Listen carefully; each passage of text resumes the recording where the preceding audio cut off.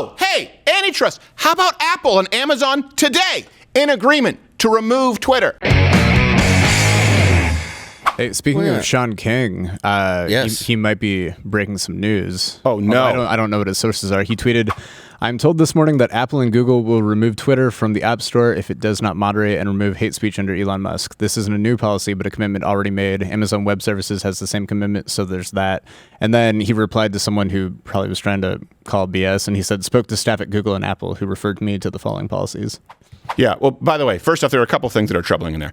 He spoke to officials at Google and Apple. Well, we can never get a return call. We have far more influence and far more people who care about what we say than Sean King. Of course, they're selective in answering their calls, just like they're selective in who they decide to throttle. You know what else is? He mentions Jeff Bezos and Amazon being on board with it. Hey, hold on a second. Like, hey, man, I talked to Alexa. Yeah. Alexa, is Elon Musk a bitch? I'm sorry, I didn't understand that. Alexa, is Elon Musk a bitch? It's me, Sean King. Come on, I have to use my other voice. It's me, Sean King. Oh, whiskers. His face recognition software. He has to put on his ginger wig. Yeah.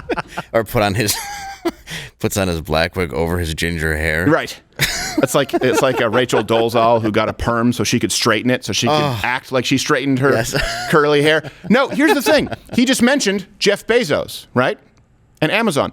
Does anyone see a problem with, is he the second richest guy? I don't know. I know Elon Musk is number one. Is Jeff Bezos number two or is he number three? I guess it depends on, well, does anyone see a problem with the number two richest guy now implementing a policy that would hurt the number one richest guy?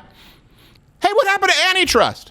What happened to wanting accountability for businesses? Look, I want accountability across the board. And by the way, if this is true from Sean King, again, here's an issue. Sean King doesn't have the self-awareness to say, ooh, this could be a slippery slope. Sort of couch it. For example, I say to you very often, I understand that there are actual racist message boards or hate places in the dark web that end up being the bathroom wall of society, and most people don't want to spend time there.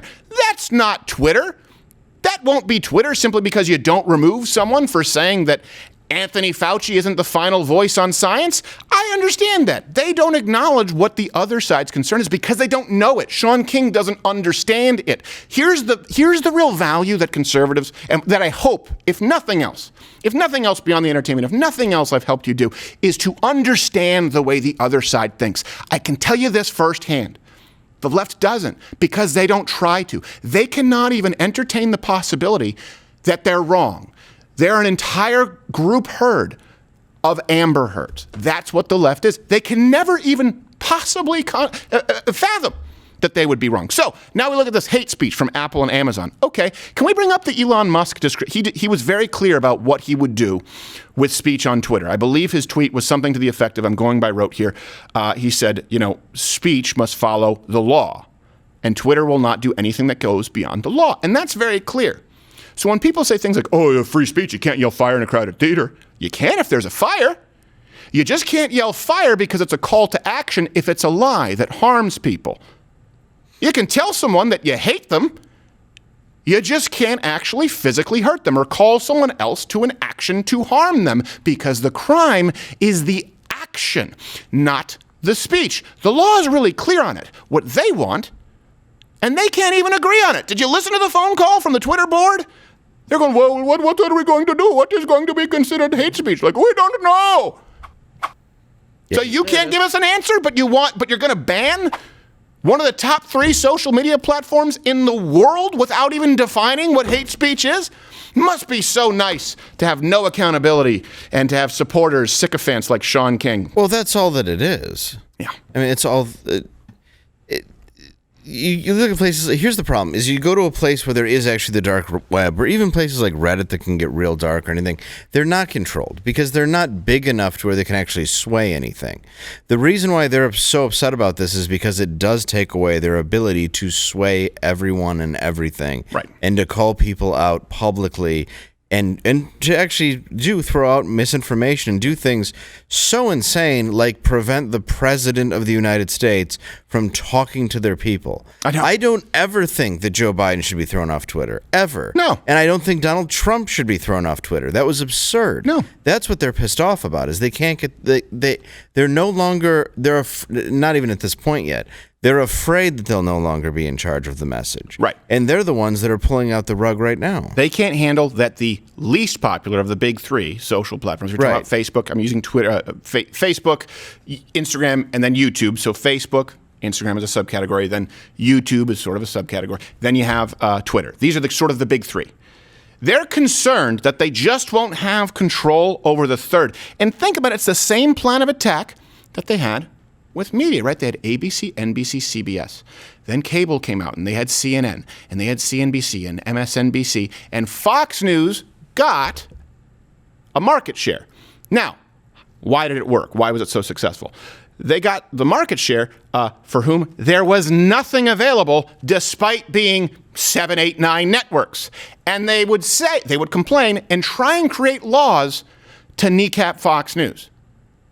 It's the same thing that's happening here. Well, you have Facebook, you have Instagram, you have TikTok, along with the Communist Chinese Party. You have Google, Alphabet. You also have YouTube. They have independent fact checkers who, by the way, are getting their information straight from the White House. Seems like now you have a little bit of Spotify. Yeah, but we want Twitter too. Yeah, but there's Fox News. If there's even a chance that people hear an alternative point of view, we're going to be harmed. Just like the New York Post story. With Hunter Biden, we know it would have affected the outcome. Hey, there's been Russiagate. There's been Donald Trump peeing on prostitutes. There's been him basically, shaking hands and having midnight orgies with Putin, for all you know, with these articles coming out from the New York Times and Washington Post. False story after false story after false story. Verifiably false. They don't have to have accountability for themselves. They don't. Though. So they go, it's amazing. New York Post needs to be removed. Well, exactly. You got Facebook. You got, but Twitter, though. And then you think it's chance? Why do you think Apple and Amazon... You think it's just chance that if Sean King is right, and by the way, I don't necessarily, I tend to think it's a 50-50 shot that he's just making stuff up, but... The fake guy who made a bunch of money off BLM. Right. But he is a Quisling, and so they will use him and throw him a bone every now and then. Yeah, I mean, he does own a Boys in the Hood shirt. Yes, he does. He does. But even though to me he seems about as black as water polo. Yes. He seems as black as actual polo. Yes. But if it's true, you think it's just by happenstance that Apple and Amazon... The other richest guys out there who are powerful happen to come together to try and take down the one rich guy. It doesn't require any inconsistency for me to say, all right, Elon Musk wants to take over Twitter. Great. I think that there should be Section 230 reforms. Oh, okay. Someone else owns another platform. Great. I think there should be Section 230 reforms. But for them to say, hold on a second, we need antitrust. That's what Jen Psaki just said the other day, which, by the way, has nothing to do with 230. That's the bait and switch. She said 230 looking at antitrust with these big companies. Oh, hey, antitrust. How about Apple and Amazon today in agreement to remove Twitter? To harm one of their competitors? Huh? What about antitrust? It requires inconsistency from the left. It's not that it just, it's not a product. It's not a symptom of progressivism. It is a requirement to be a leftist, to abandon the concept of consistency.